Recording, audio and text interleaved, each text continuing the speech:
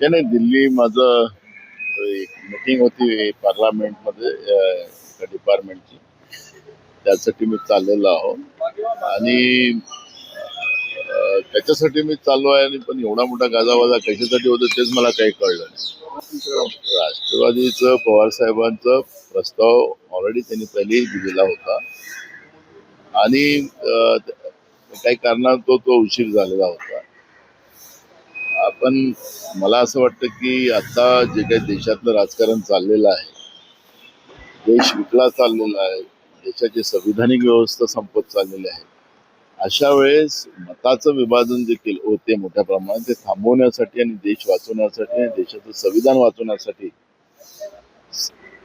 जे काही सेक्युलर विचाराचे पक्ष आहेत त्यांनी सगळ्यांनी एकत्रित यावं. अशा पद्धतीची एक प्रक्रिया आता देशपातळीवर सुरू झालेली आहे आणि त्याचीच प्रक्रिया आहे की तृणमूल काँग्रेस असेल, पवार साहेब असतील, हे सगळेजण आता काँग्रेसच्याच सोबत यायचा आणि विलीनीकरण करायचं असं मानसिकता आणि त्या पद्धतीचा भाव आता आपल्याला पाहायला मिळतो. सोनियाजी गांधी असतील, या सगळ्या मंथनाला, कारण की देश महत्वाचा आहे, देशातल्या संविधानिक व्यवस्था महत्वाची आहे, संविधान महत्वाचं आहे आणि काँग्रेस हायकमांड या सगळ्या गोष्टीचं त्यावरचं आता मोठ्या प्रमाणात विचारवंतन आणि कामाला सुरुवात झालेली आहे आणि तेच आपण सगळेजण तरी प्रक्रिया सुरू आहे आता. आणि आता त्याची चर्चा मोठ्या प्रमाणात होते आहे आणि मतं जे सेक्युलर मतं विभाजित होत होती त्या मतांना आता एकत्रित करणं आणि देश विकणारं आणि देशाच्या संविधानिक व्यवस्थेला संपवणारं जे सरकार केंद्रामध्ये आहे नरेंद्र मोदींचं,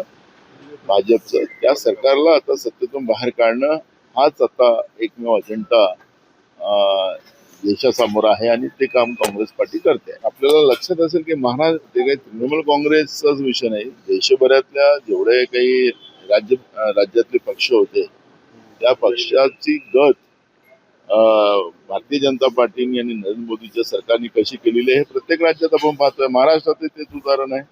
घरातले घरं भांडण लावून टाकलीत. शरद पवार सगळ्यात मोठं उदाहरण आहे त्याचं. उद्धव ठाकरे साहेब सगळ्यात मोठं उदाहरण आहे.